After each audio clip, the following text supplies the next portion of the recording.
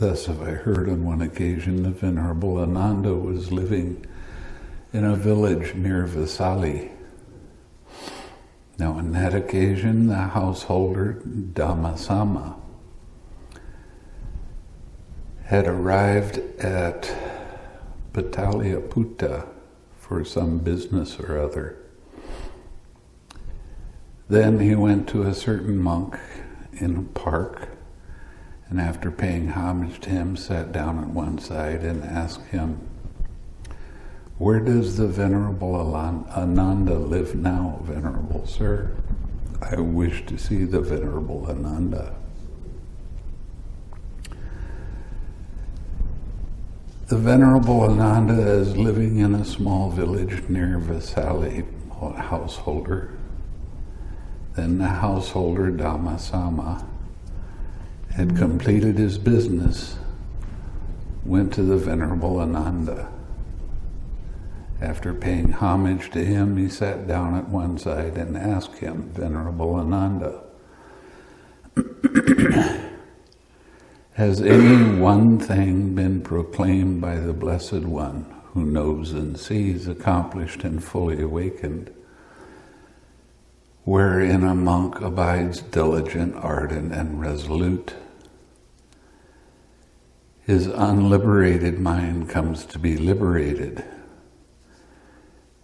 His undestroyed taints come to be destroyed, and he attains the supreme security from bondage that he had not attained before." There is, householder, indeed one such thing, proclaimed by the Blessed One. What is that one thing, Venerable Ananda? Here, householder, quite secluded from sensual pleasures, secluded from unwholesome states, a monk enters upon and abides in the first jhana, which is accompanied by thinking and examining thought with joy and happiness born of seclusion. He considers this and understands it thus. The first jhana is conditioned, but whatever is conditioned is impermanent, subject to change, and subject to cessation. If he is steady in that, he attains the destruction of the taints. But if he does not attain the destruction of the taints because of the desire for the Dhamma, that delight in the Dhamma,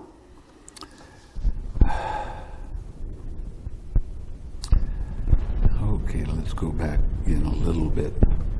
But if he does not attain the destruction of the taints because of that desire for the Dhamma, that delight in the Dhamma, then with the destruction of the 5 lower fetters, he becomes one due to reappear spontaneously in the pure abodes, and there attain final Nibbana without returning from that world. Now what he's saying is, when you attain the first jhana, you have the potential to attain Nibbana anytime after that, and in any of the jhanas. It depends. I can't predict, and I'm not a fortune teller, so I don't know when something like that would happen. But getting into the first jhana is the first step to attaining Nibbana. You can have a cessation of perception, feeling, and consciousness while you're in the jhana. When you come out, you will feel relief, you'll see the links of dependent origination, and have a lot of joy arising. Now, I have had one student that was in the first of the arupa jhanas, and that happened to him. I've never had it happen that in the lower jhanas that this happened. But the potential is there. It just depends on you, how well you follow directions, that sort of thing. This is one thing proclaimed by the Blessed One who knows and sees, accomplished and fully awakened, wherein, if a monk abides diligent, ardent, and resolute, his unliberated mind comes to be liberated.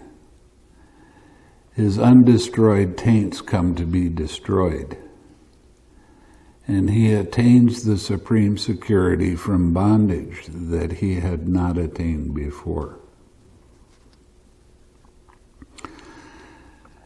Now, both Moggallana and Sariputta, the first and second chief disciples, before they even met the Buddha, had become Sotapanna, because they ask Venerable Asaji to give a short version of what the Buddha taught.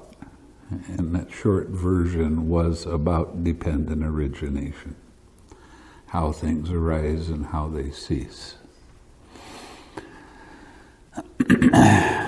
Again, with the stilling of thinking and examining thought, a monk enters upon and abides in the second jhana. He considers this and understands it thus. This second jhana is conditioned, and whatever is conditioned is impermanent, subject to cessation. If he is steady in that, he attains the destruction of the taints. I haven't run across anybody in all of my years in travels that has become an arahat. There's a lot of claims of it, but I haven't met an arahat yet. I've gone to people that other people claim that they're an arahat, and I spend time with them and I see that they're not. Why? Because there are certain things I know to look for, to see whether any dissatisfaction arises in their mind, to see if when they're sitting, whether they have restlessness or sloth and torpor, things like that.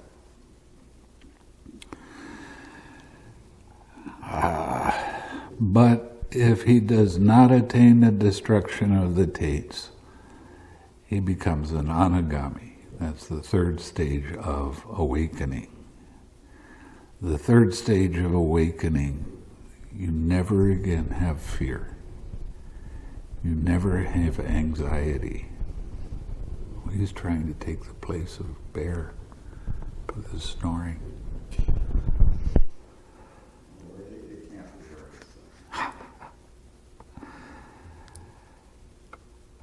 You'd never have lust arise in your mind again. Sensual desire.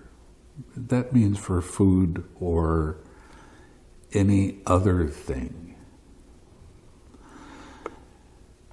There was a Jataka tale about the Bodhisattva was going through a desert, and it was a dangerous desert because there were unwholesome beings dwelling in that desert, and they would try to trap whoever got caught up in a sensual desire at one of the sense doors.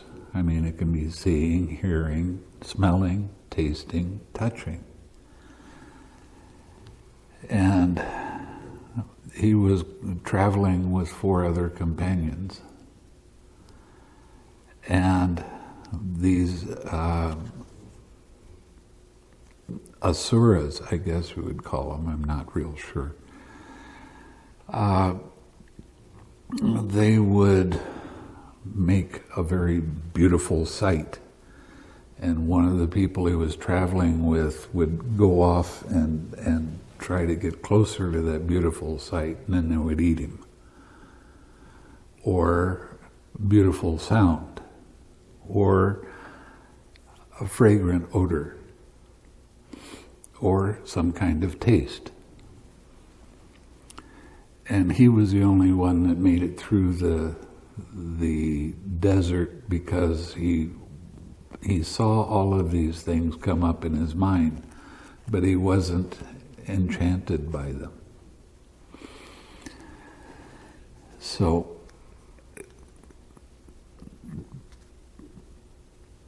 this is an example of sensual pleasure. So it's not necessarily sexual, sensual pleasure, but it can be at any of the sense doors. And you know why they're dangerous? Because they pull your attention away. You see a beautiful sight, you can see beautiful flowers, and you stop and you start looking at those, and then you start thinking about other things. And as you think about other things, you're not looking at the flower anymore, you're caught up in a distraction. What do you do with your distractions? Okay. And that doesn't mean that you can't look at a beautiful flower. But if your mind starts to think about something else, the way you handle it is by using the 6 R's, coming back to just seeing it.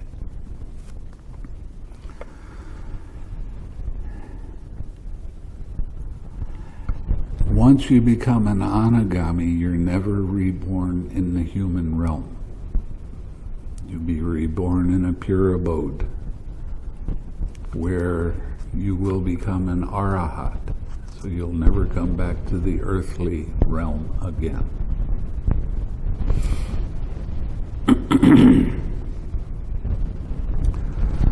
This too is one thing proclaimed by the Blessed One, wherein if a monk abides,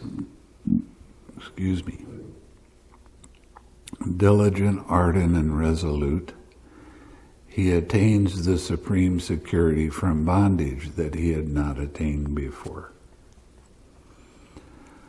Again, with the fading away of joy, a monk enters upon and abides in the 3rd jhana.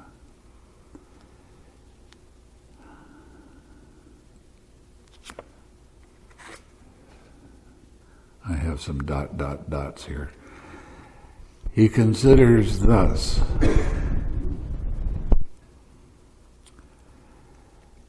this 3rd jhana is conditioned, but whatever is conditioned is impermanent, subject to change.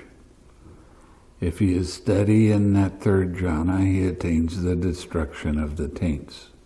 But if he does not attain the destruction of the taints, because of that desire for the Dhamma, that delight in the Dhamma, then with the destruction of the 5 lower fetters, he becomes one due to reappear spontaneously in the pure abodes, and there attain final Nibbana without ever returning from that world.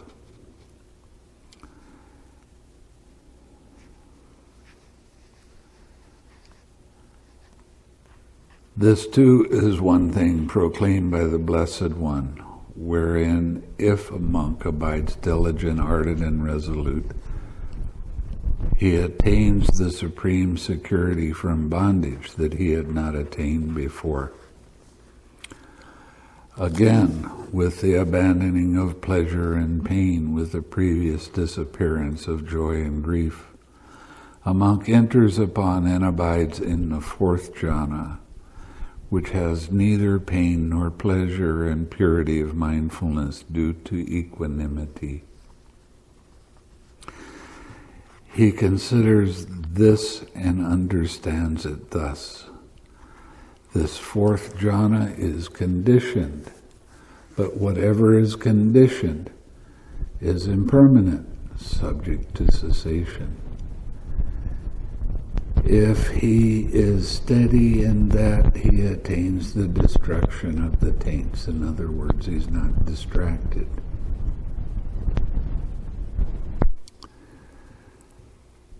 So, there's not many teachers that will actually talk about attaining Nibbana. And if they do, they talk about it in real abstract ways, and they talk about attaining Nibbana as if it's something that's a long ways away and you're never going to get it in this lifetime. But I'm here to tell you that even in this retreat, you can attain Nibbana. What level of Nibbana are you going to attain? I don't know. I'm not a future teller. But it is possible if you practice the 6 R's the way that I suggest and follow the directions that I give you without adding anything or subtracting anything. You have the potential at any time to attain Nibbana. And one of my favorite stories is one of, not this year, but last year. A man came that had never practiced meditation before. He was a Buddhist. He was brought up as a Buddhist. He kept his precepts very well. But he'd never done any meditation. So the first day of the interviews, I asked him how long he sat. Now his first sitting ever was 4 hours.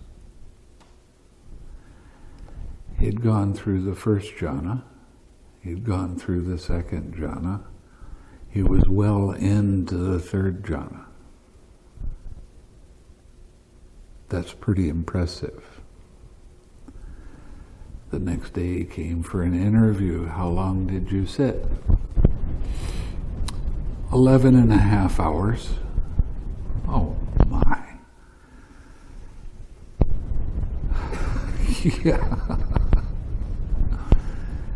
And I was questioning him about what his experience was, and he'd gotten into the 4th jhana. Now this is the second day of his retreat. The next day he came in. How long did you sit? 11.5 hours. What time did you get up and start sitting?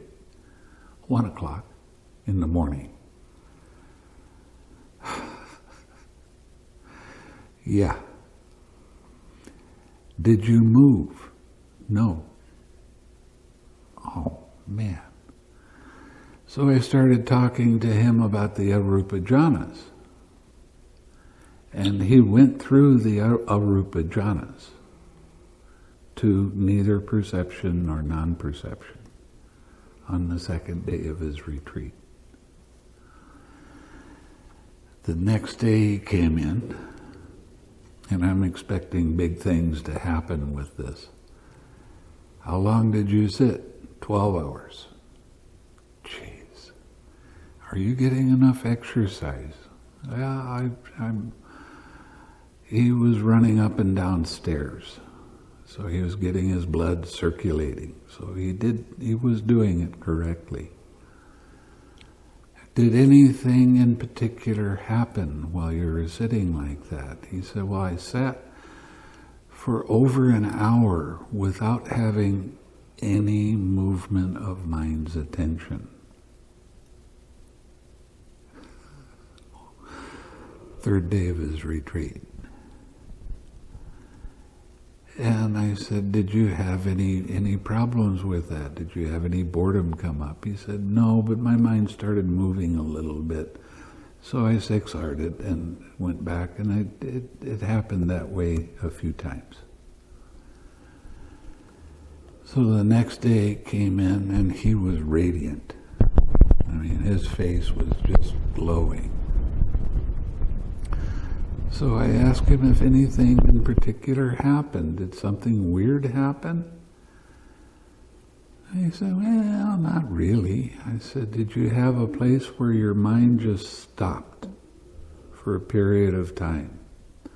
No feeling, no perception, no consciousness. Yeah, that did happen. I said, you feel really happy right now? He said, yeah, really happy. And I said, as soon as you came out of that state, did you notice a feeling of relief? Yeah. Did you see very quickly little tiny movements of mind's attention? Yes. Right after that, I had a lot of joy. And it's still with me.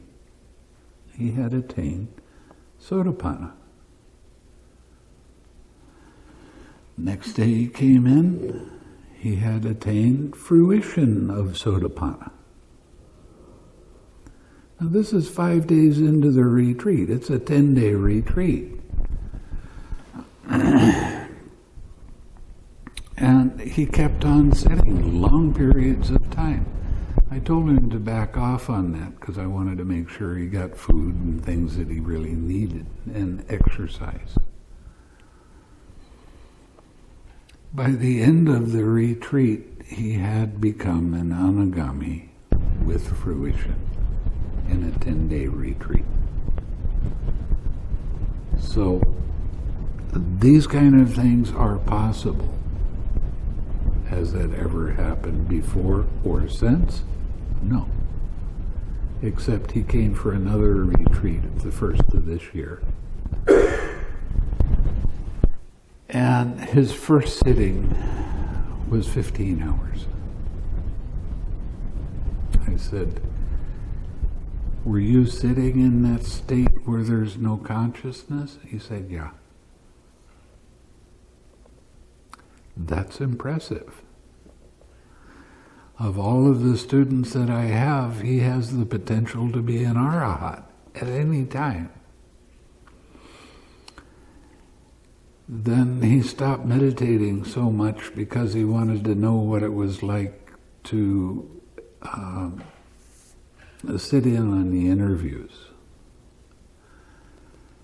And I let him answer a lot of the questions that people had.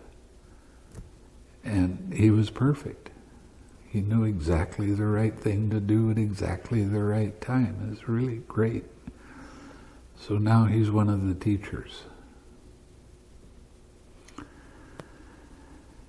So these kind of things are possible with any jhana.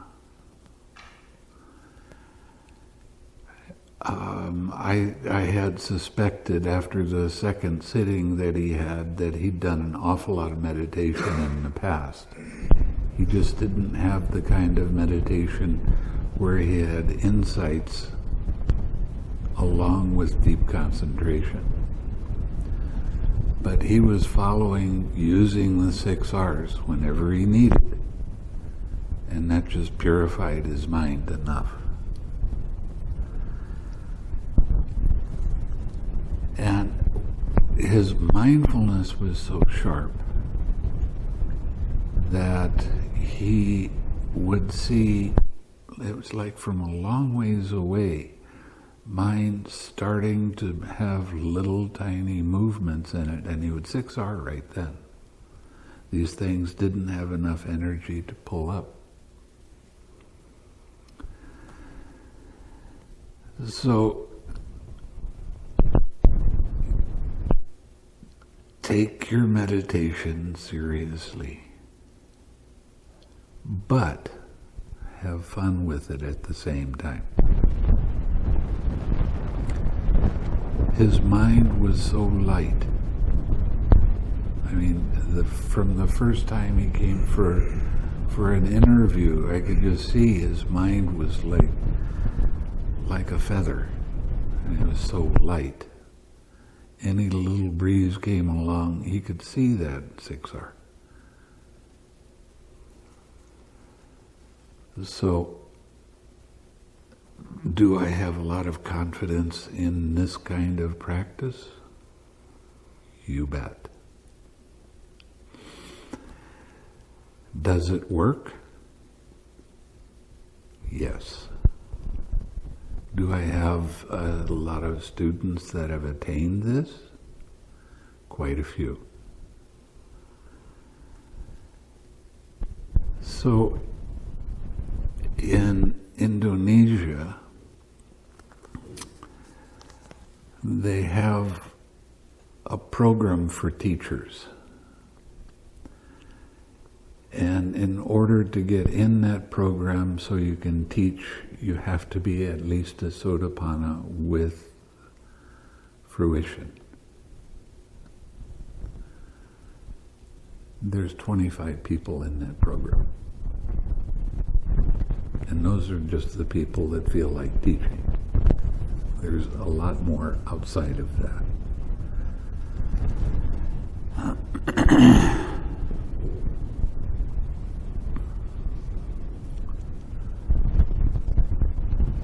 Again, a monk abides pervading 1/4 with a mind imbued with loving kindness.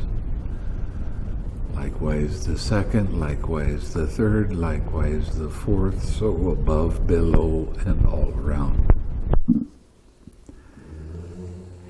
He abides pervading the all-encompassing world with a mind imbued with loving kindness. Abundant, exalted, immeasurable, without hostility and without ill will. He considers this and understands it thus.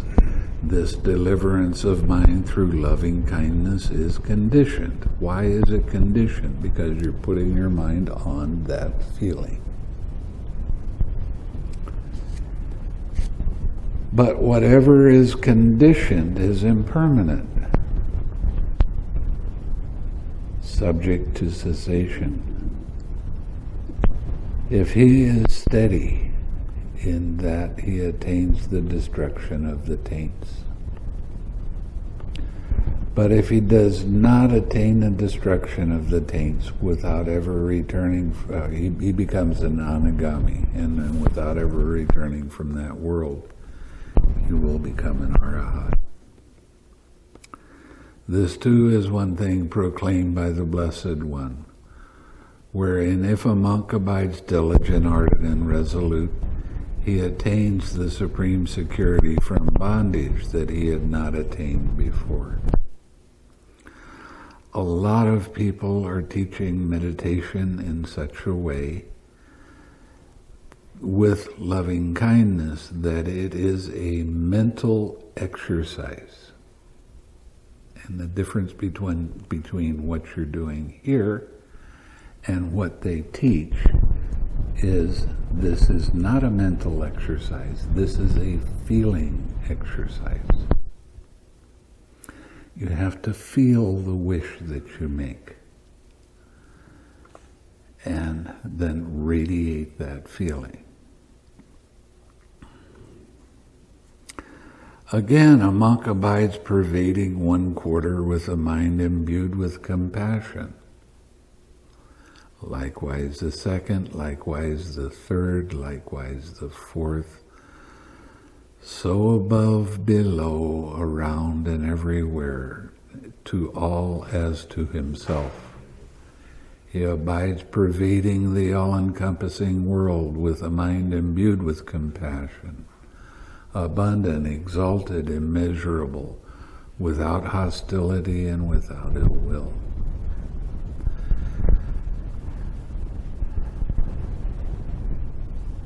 He considers this and understands it thus. The deliverance of mind through compassion is conditioned, but whatever is conditioned is impermanent, subject to cessation. If he's steady in that, he attains the destruction of the taints.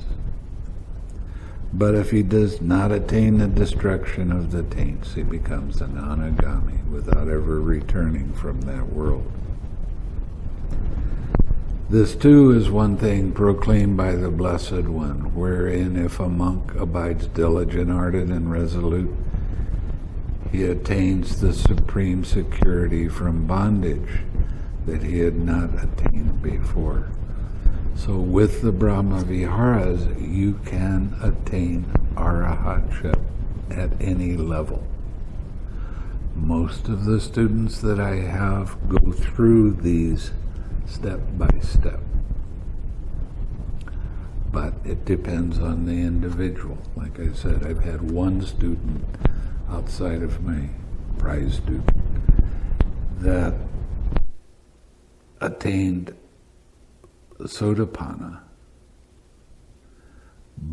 when he was in the first arupa jhana, in a loving kindness in the 6 directions.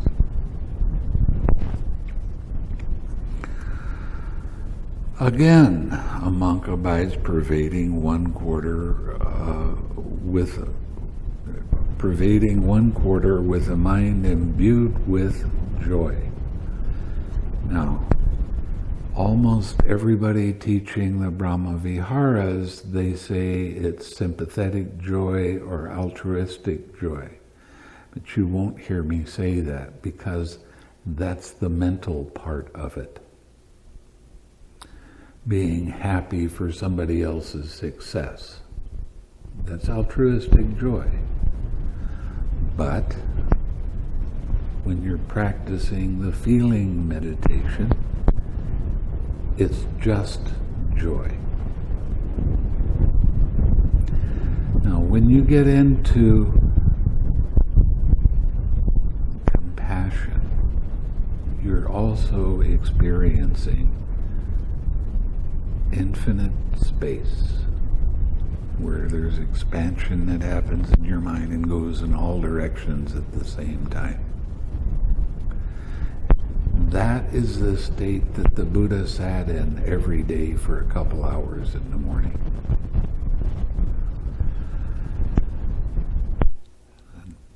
When you go and you experience joy, which is a happy feeling, but it's the different kind of joy.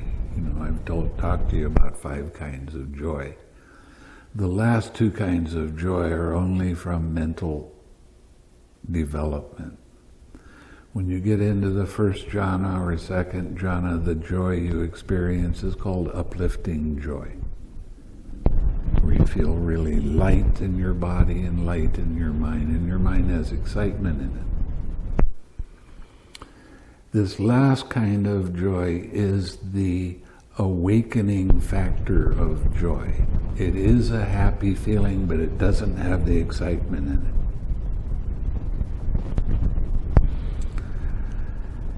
With that feeling, also you're going to experience what's called infinite consciousness, where you'll see individual consciousnesses arise and pass away, arise and pass away, arise and pass away, but it happens really fast. That was roughly 100,000 arising and passing away of ear consciousness. Now you're going to start seeing individual consciousnesses arise and pass away. And you're going to know for sure that everything is changing. And this happens at any of the sense door, including mind.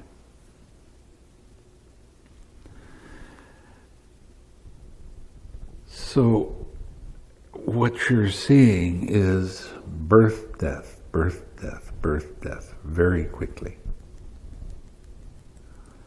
But when you get a little bit deeper, you're going to see there's a space in between each one of those. I want you to describe that to me.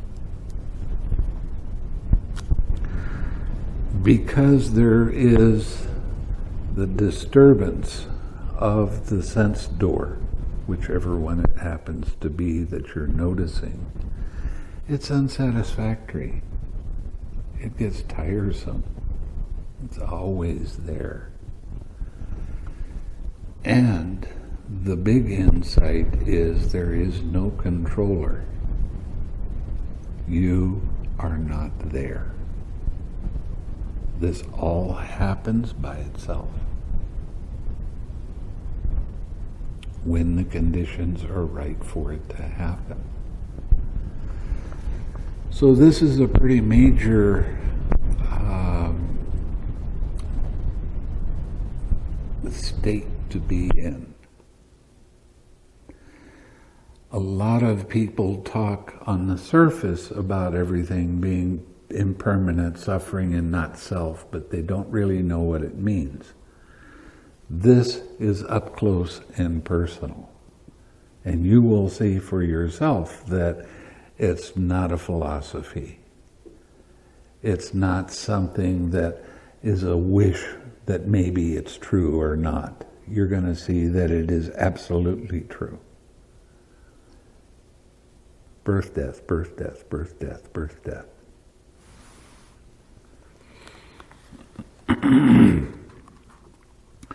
So you'll have this kind of a happy feeling, and you'll be able to see the individual consciousnesses arise and pass away.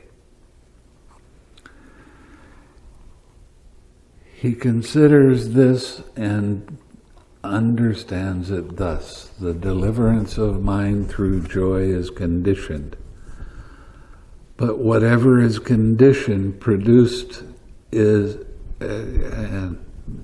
whatever is conditioned is impermanent, subject to cessation. Birth, death, birth, death, birth, death. If he is steady in that, he attains to the destruction of the taints. But if he does not attain the destruction of the taints, he becomes an anagami and doesn't return to the worldly realm. This too is one thing proclaimed by the Blessed One, wherein if a monk abides diligent, ardent, and resolute, he attains a supreme security from bondage that he had not attained before. Again, a monk abides pervading one quarter with the mind imbued with equanimity.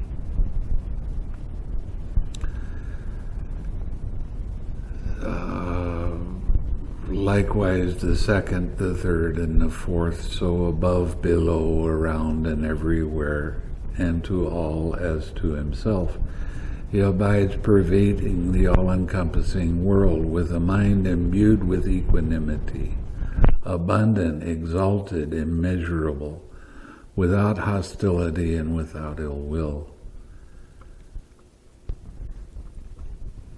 So what happens is your mind gets into the state of nothingness. This is when mind stops looking outside of itself. Now you can get very deep into this balance of mind. You still radiate the 6 directions, just like I told you. And eventually what happens is the equanimity disappears. When it disappears, at first what can happen, it's like being asleep and being aware at the same time. It's kind of an odd thing. When you come out of that state and you keep watching, your mind is just going to be exquisitely still. There's not going to be anything distracting you at all. When you see the slightest movement of mind's attention, you 6 R's at, or relax, whichever one is easiest for you to think of. And then your mind will be still. You might have a few distractions every now and then. You might sit only, at the start, you might sit only for 20, 25 minutes with no distraction at all. Then you might see something coming, and you 6R right then. This is when you're really sitting long periods of time. 3 hours, 4 hours, even more. And it doesn't, when your mindfulness is really sharp, it doesn't seem like you're sitting that long. You'll be surprised. You open up your eyes and it's 5 hours later. Oh, that's amazing. So when you get out of this state, then I want you to reflect on what happened while you were in that state. Sometimes you'll see colors, sometimes you'll see shapes, patterns, things like that. Sometimes you can even have a memory come up of a past lifetime. But if you 6R it as soon as it starts, that won't arise. But while you're reflecting and seeing these other things, this is called neither perception nor non-perception. The reason it's called perception or non-perception is because mind gets so subtle that you don't see very well. You don't see any movement of mind's attention, but it was there. So when you start reflecting on that, you'll say, okay, there was something there. So you 6R. It's only a couple of minutes. You can go through this fairly quickly. Then when you get up, what I want you to do is go back to the equanimity while you're walking. And stay with the equanimity. And walk with energy. Some people, they go out for a run. Some people, they climb up and down the stairs real fast. That's one of the preferences I really have, because you don't have to do that for so long. But you want to get your body energy up. If you don't get your body energy up, what will happen is you'll have more of these blank spots. But you won't have the relief and seeing things and having joy arise. It will just be a blank spot. That blank spot is sloth and torpor. Okay? And that means your body energy is too low. Now, when you sit without moving for 3 or 4 hours or so, all the blood starts going down into your legs. And this is an important part of the practice. With equanimity, you run up and down stairs and you get your blood moving again. And that will make for a good, clear sitting after that. Also, drink the water with some salt in it. That will put more oxygen in your system, and that helps your meditation get better. So it's real important to get exercise when you're practicing. You notice that I hobble around a lot, okay? That's because when I was in Burma, the teacher said, continually sit longer. So before long, I was sitting 6 and 8 hours at a time. But it was forced. Okay. I want you to sit as long as you're comfortable. And if a distraction comes up, I don't want you to break your sitting because of the distraction. Now, the thing with getting into the equanimity, your mind has very strong balance in it. When you're walking, you're going to notice where there's contact, where your foot touches the ground, and you'll notice your head. Nothing in between. Unless a wind comes up or something that brushes your robe against your leg.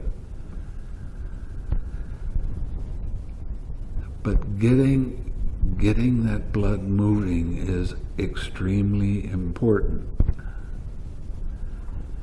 Now, the way that I was doing the meditation was straight Vipassana, Mahasi Sayadaw style. And I was pushing. And there was a lot of pain that was coming up because I was at 4 hours it comes up. And it lasts for about an hour, and then it goes away, and then you'll sit for a while longer, and it'll come up again. But I was told to walk really slowly. If I walked from that wall to that wall, it would take about 45 minutes just to walk one time. So I was seeing all these tiny little movements of mind and all the movements that it took, and then putting my foot down, and I was walking very slowly.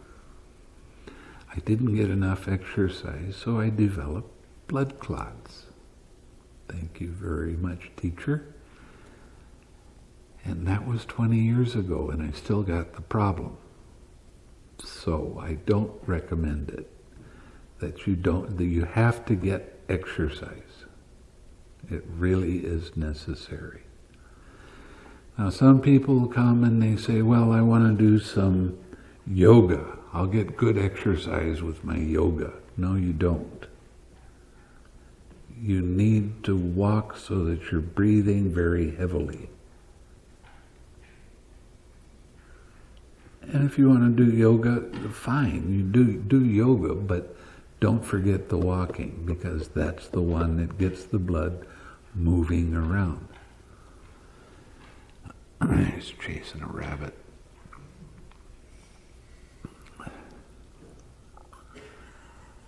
When you come back and you start sitting again,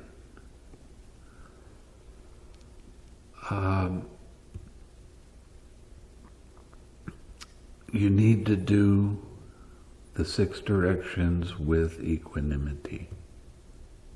When you get done with that, then all beings in all directions with equanimity until it fades away. Then your mind goes into that exquisite quietness where you're taking mind as your object of meditation. You're just observing. This takes very, very sharp mindfulness. Because mind is tricky, and mind is going to come up with different kinds of distraction to pull you away, and you won't notice it if your mindfulness is not very good. For you, the definition of mindfulness is remembering to observe how mind's attention moves. What happens first? What happens after that? What happens after that? When you see what happens first and you 6R right then, most of the time it will just fade away. Then your mind can stay observant of how mind's attention will move at some point in the future, but you'll be able to sit for long periods of time. I had a student that used to drive me crazy, because she'd sit for an hour and her mind got into neither perception nor non-perception, and she'd sit in that, and then she'd go, nothing is happening, so I might as well get up and do stuff. And I told her over and over again, don't break your sitting. When your sitting is good like that, continue sitting. For 3 years, I told her the same thing over and over and over again. Finally, she did a retreat, and I threatened her within an inch of her life. I told her I was going to start being more zen and carry a stick with me, and I actually got a stick. But I also told her that that's where her mind is most pure. Why was it pure? Because there was no craving. If there's no disturbance, there is no craving arising. And she needed to make that merit so she could attain Nibbana. She wasn't looking to attain Nibbana, but I told her that. Finally, she did it. And she got to be Sotapanna, and over the course of the next few retreats, she got up to Anagami too. So it's real important that you follow the directions precisely. Okay? The thing when you're doing the equanimity, there can still be some, if you're putting in too much energy in staying with that object of meditation, your mind is going to get restless. If you don't have quite enough energy, your mind is going to dull out. So you have to learn how to adjust tiny little bits so you can stay with that feeling of equanimity until it fades away. And it's the same thing when you get into neither perception nor non-perception. If something comes up and you don't see it right away, well, there could be a distraction that comes up. Don't keep your attention on it. Use the 6 R's with it. Back away. Almost everybody that does meditation is encouraged to put more effort, more energy into the practice. But this is a different kind of practice because of that relaxed step. The relaxed step helps your mind to be clear, bright, and pure. So if you see restlessness coming up, back away a little bit. This is important. So it's a real interesting thing. A lot of the straight Vipassana folks that come here, they're always taught, you're not trying hard enough. You got to try harder. No, you have to try less. You have to get into balance with that feeling. He considers this and understands it thus: the deliverance of mind through equanimity is conditioned, but whatever is conditioned is impermanent. So all of these different states that you can get into, except the cessation of perception, feeling, and consciousness and Nibbana, is conditioned. Because you're intentionally putting your attention on that object. You're feeling that equanimity or joy or compassion, whatever it happens to be. One of the habits that we get when we practice one-pointed concentration, which is any practice that doesn't have that relaxed step in it. One of the habits we get into is thinking that we're in control. And mind likes to be in control, when in fact it's not in control of anything.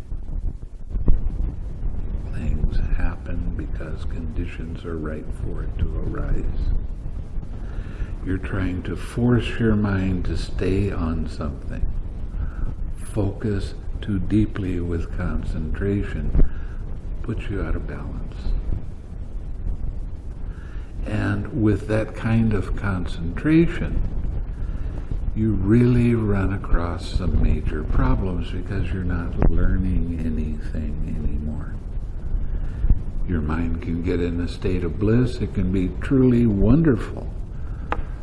But you're not seeing how the process works because of the concentration stops the process from working. Your mind stays glued to your object of meditation, whatever that happens to be. That's the brilliance of the Buddha's teaching. Because he did those practices, and he kept on saying, yeah, but this doesn't lead to Nibbana. It's not that one-pointed concentration is bad.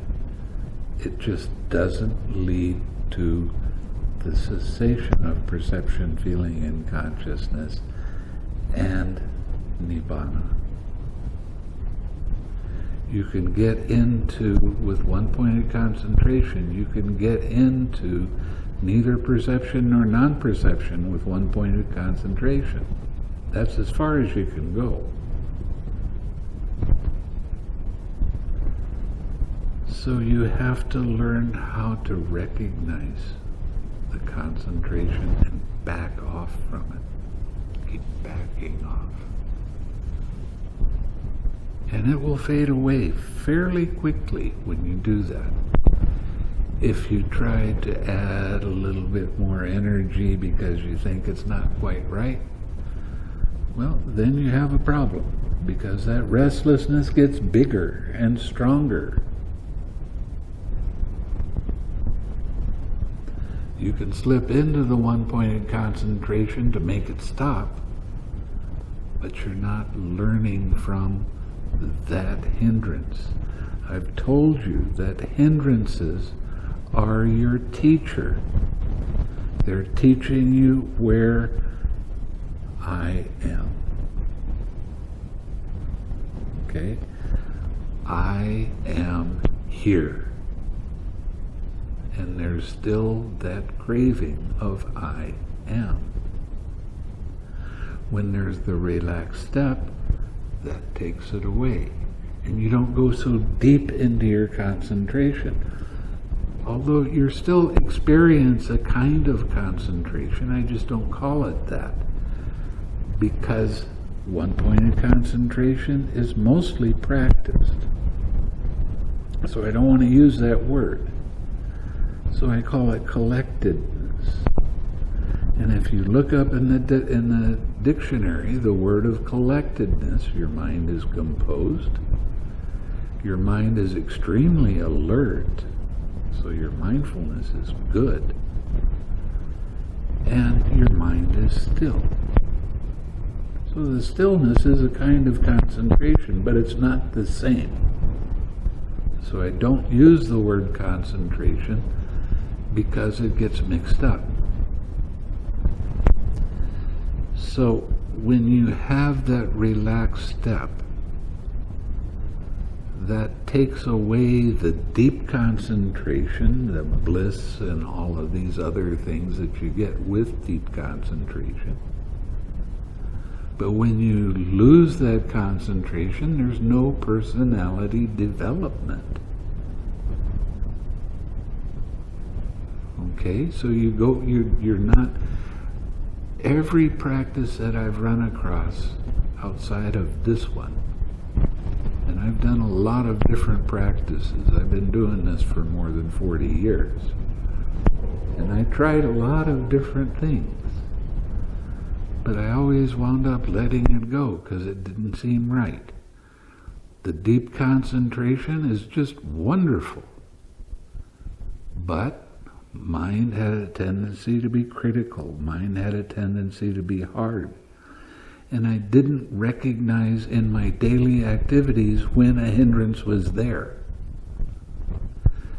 When you add that relaxed step, you carry your meditation with you all the time. It's part of living. That's why I wrote the book, Life is Meditation. Meditation is life.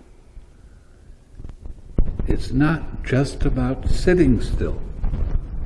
It's about being able to watch when a hindrance arises, and you can 6R it then. Carry it with you. Then you'll start seeing personality change, and other people start saying, you're different. You know, you used to get real upset when something like this happened. Now you don't. Why? I want some of that. It's because you're carrying your meditation with you all the time. So, that extra step that the Buddha put in the practice is the key to letting go of craving and ignorance.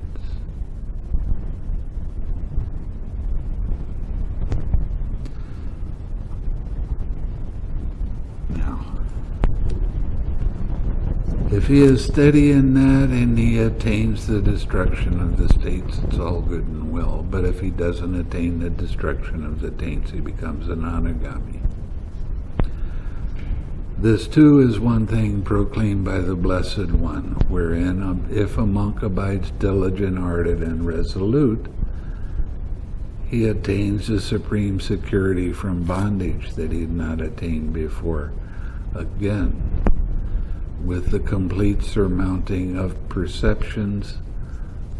Well, we've already gone through this, but I forgot that this had the Brahmaviharas separately from the arupa jhanas.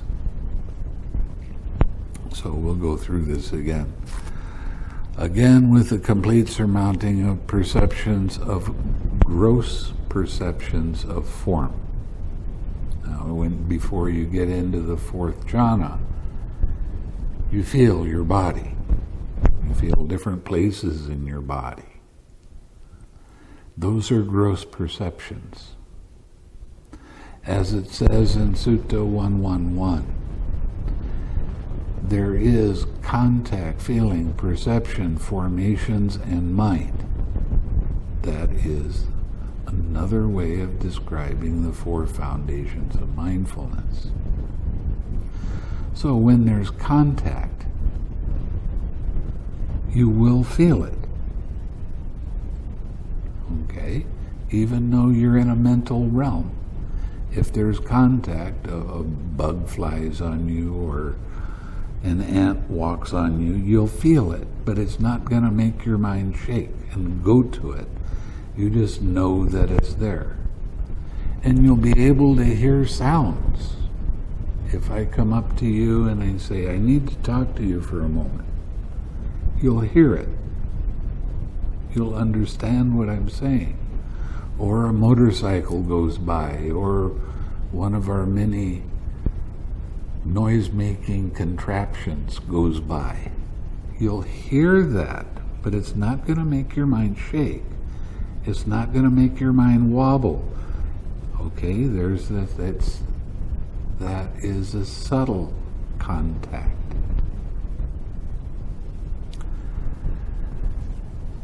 With the disappearance of gross perceptions of sensory impact. That's another way of describing the same thing. Aware that space is infinite. Now, when you're doing the Brahmaviharas, that's when the loving kindness will change to a feeling of compassion. And it does it on its own. You don't force your mind to 6R that feeling and go back to the loving kindness. No. You let that be your object of meditation. And then you'll feel that infinite space, that expanding in all directions at the same time. And it just keeps on going out. It's kind of a nice, peaceful state to be in.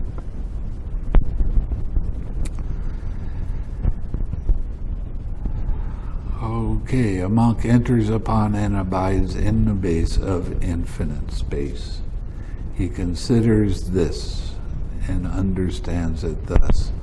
This attainment of the base of infinite space, and I say again, with compassion, is conditioned.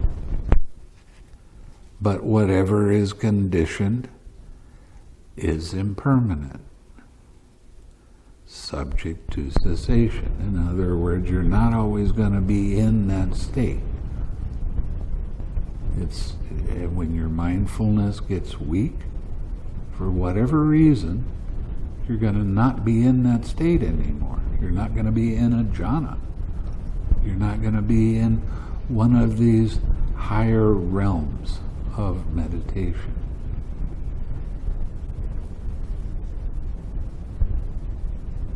So you need to improve your mindfulness so you can see that start to happen at the very beginning. If he is steady in that, he attains to the destruction of taints. But if he does not attain the destruction of taints, he becomes an anagami. This too is one thing proclaimed by the Blessed One, wherein if a monk abides ardent, diligent, and resolute, he attains the supreme security from bondage that he had not attained before. Now, this could mean any of the stages of awakening. And I don't use the word enlightenment, because if I tell you something you don't know, I've enlightened you. That's how that works. But when you become awake, it's like coming out of a dream, and now you're seeing things more clearly, more precisely. Again, by completely surmounting the base of infinite space, aware that consciousness is infinite. That's when the joy arises and you start seeing the individual consciousnesses. A monk enters upon and abides in the base of joy with infinite consciousness. He considers thus and understands it thus. This attainment of the base of infinite consciousness is conditioned. But whatever is conditioned is impermanent, subject to cessation. If he's steady in that, he attains the destruction of the taints. But if he does not attain the destruction of the taints, he will become an anagami. This too is one thing proclaimed by the Blessed One, wherein if a monk abides diligent, ardent, and resolute, he attains a supreme security from bondage that he had not attained before. Again, by completely surmounting the base of infinite consciousness, aware that there is nothing. This is when mind stops looking outside of itself. And it can be quite often, people describe this as just blank. There's nothing there. Except there is the feeling of equanimity. And it gets to be fine. In the fourth jhana, you experience equanimity. Actually, in every jhana, you experience equanimity. But as you go deeper and deeper, it becomes finer and finer.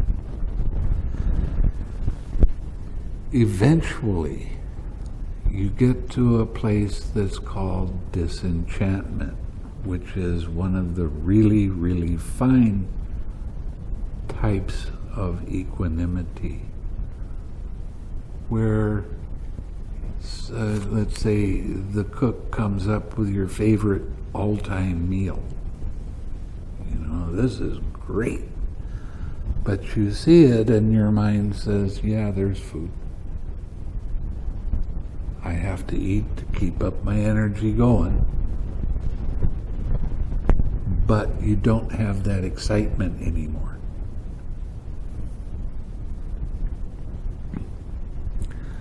So disenchantment happens right before dispassion. Dispassion means your mind is, there's nothing that makes your mind excited at all. Then you'll experience a cessation of perception, feeling, and consciousness.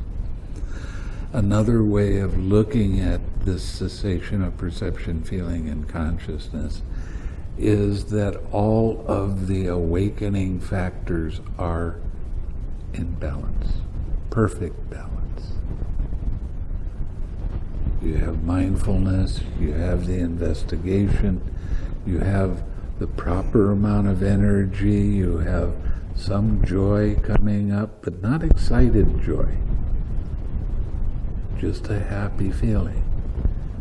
You have strong tranquility. You'll have stillness of mind and equanimity. That is true dispassion. Okay, a monk enters upon in the base of nothingness with equanimity. And I can hear it in your voice when you start talking. When you're really getting into the realm of nothingness.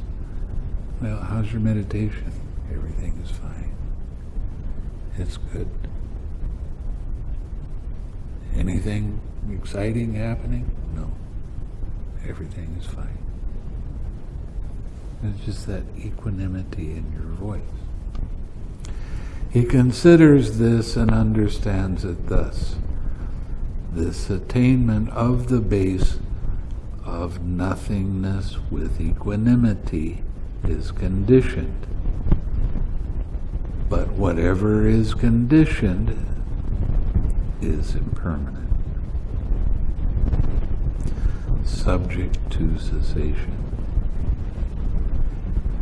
If he's steady in that, he attains the destruction of the taints. If not, he becomes an anagami. This too is one thing proclaimed by the Blessed One, who knows and sees accomplished and fully awakened, wherein if a monk abides diligent, ardent, and resolute, he is unliberated. His unliberated mind comes to be liberated. His undestroyed taints come to be destroyed. He attains to the supreme security from bondage. When Ananda had spoken, the householder, Dhamma, said to him, Venerable Ananda, just as if a man seeking entrance into one hidden treasure came all at once upon 11 entrances to a hidden treasure, so too, while I'm seeking one door to the deathless, I have come all at once to hear 11 doors to the deathless. Just as if a man had a house with 11 doors, and when that house caught fire, he could flee to safety by any one of these 11 doors. So I can flee to safety by any of these 11 doors to the deathless. Venerable Sir, these sectarians will never seek a teacher's fee for their teacher. Why shouldn't I make an offering to the Venerable Ananda? Then the householder Dhammasa assembled the Sangha of monks at Pataliaputta and Vesali, and with his own hands he served and satisfied them with various kinds of good food. He presented a pair of cloths to each monk and presented a triple robe to the Venerable Ananda, who had a dwelling, and he had a dwelling worth 500, whatever their currency was at that time, built for the Venerable Ananda. So he built him a monastery. Interesting sutta. I've heard people say some interesting things that don't agree with what the suttas say. One monk was telling me that if you get into the first jhana, you can't possibly attain Nibbana. So I showed him the sutta. And then he said, "Oh, I was mistaken." A lot of monks and a lot of teachers will tell you that it's impossible to attain Nibbana in this lifetime, and I'm here to tell you it is very possible. Follow the directions precisely. Don't try to make your mind be the way you want it to be. Your job as a meditator is simply to observe how mind's attention moves. And when you see it starting to move, when you get in these deeper states, then you relax. See, when you first start meditating, your mind flip-flops like this. As you get quieter, as your mind gets to start to develop, it doesn't move so much. When you get to the fourth jhana, now you're starting to see vibration, and it's pretty big. As you go each of these steps deeper, it becomes less and less until you can't hardly tell whether it's moving or not. But you keep on relaxing. That's the key to this meditation. Why? Because how do you recognize when craving arises?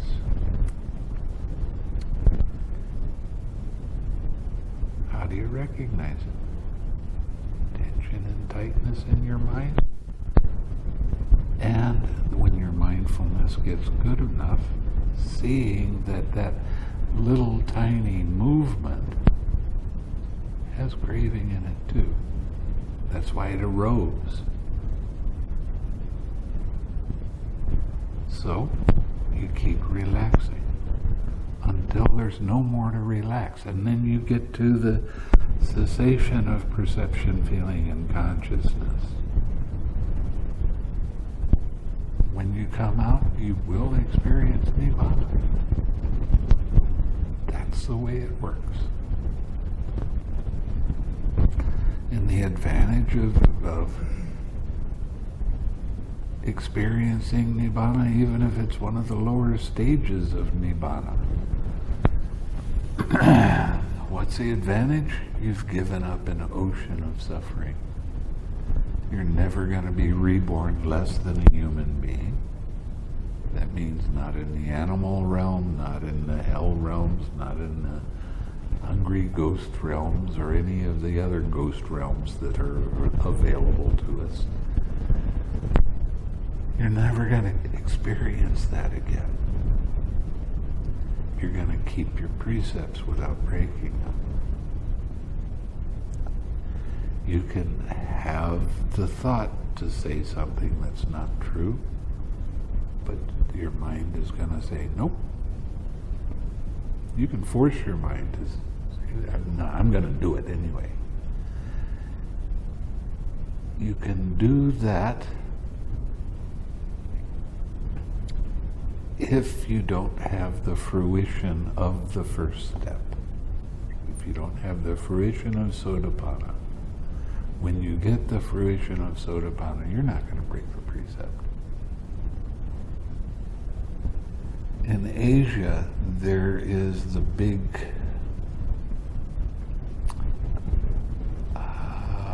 desire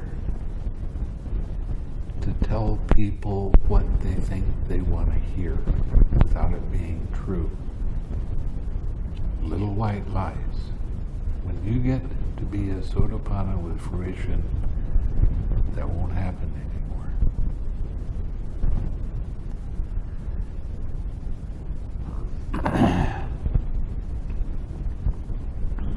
And as you go deeper and deeper, you have other experiences, Saktagami with fruition, Anagami with fruition, Arahat with fruition. That's where we're pointing our minds.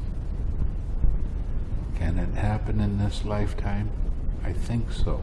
Although, again, I've never met an Arahat. And I've told my students, if they become an Arahat, then they're going to be my teacher. So it's a real, maybe it'll happen, maybe it won't. The people that claim to be Arahats, when I go visit them, I'm always disappointed. Because they'll see dissatisfaction arise in their mind. They'll see some lust arise in their mind in one thing or another. So I haven't run across any yet. Not to say that I won't, but I'm still looking. So I've been talking for a pretty long time. Do you have any questions?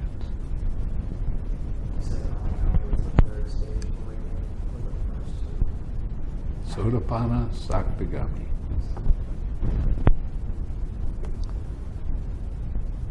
What's the difference between the Nibbana stage and then with fruition? It's another experience of Nibbana. You know, when you're looking at the good qualities of the Sangha, one of the things it says there's 4 pairs of individuals.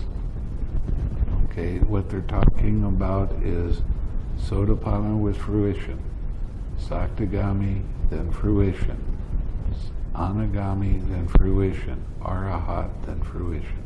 That's the 8 pairs of individuals.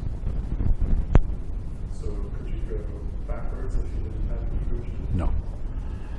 Unless you're a Sotapanna without fruition.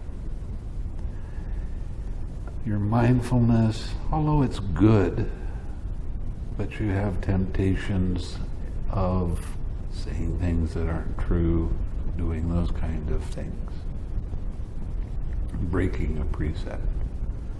You'll lose that. But once you have fruition, it's set in cement. So you're not even gonna be tempted by breaking a precept when your mind says, "Oh, I'm embarrassed. I can't tell people what I really said or did."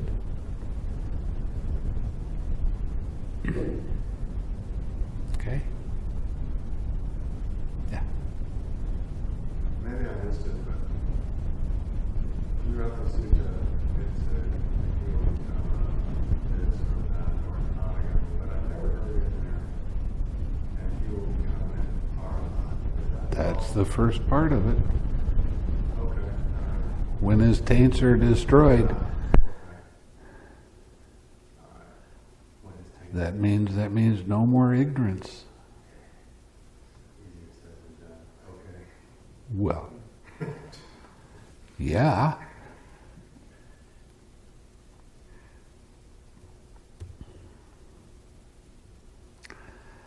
So you see why I like this sutta, because it really does spell it out very well, and it also shows you that you can become fully awakened at any time. That's one of the reasons I want you to stay with your object of meditation all the time. Because who knows when it's going to happen? I certainly don't. I can suspect. Like my prize student, I suspected that he was going to, and he did.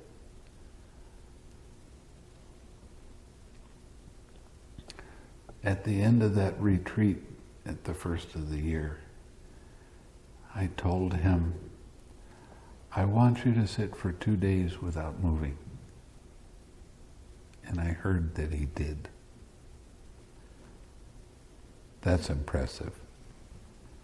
I mean, not going to the bathroom, not eating anything, not even having the desire to do that coming up. And he's fearless. I mean, he has no fear or anxiety coming up. He just has this equanimity. It's a brilliant mind. Very good. No, you can't get there by thinking about it.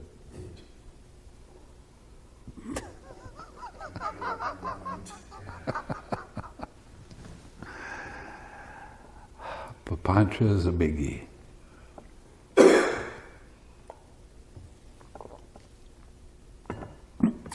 Okay, any other questions? Okay, let's share some merit then. It's right there. May suffering ones be suffering free, and the fear-struck fearless be. May the grieving shed all grief, and may all beings find relief. May all beings share this merit that we've thus acquired for the acquisition of all kinds of happiness. May beings inhabiting space and earth, devas and nagas of mighty power, share this merit of ours. May they long protect the Buddha's dispensation. Sadhu, sadhu, sadhu.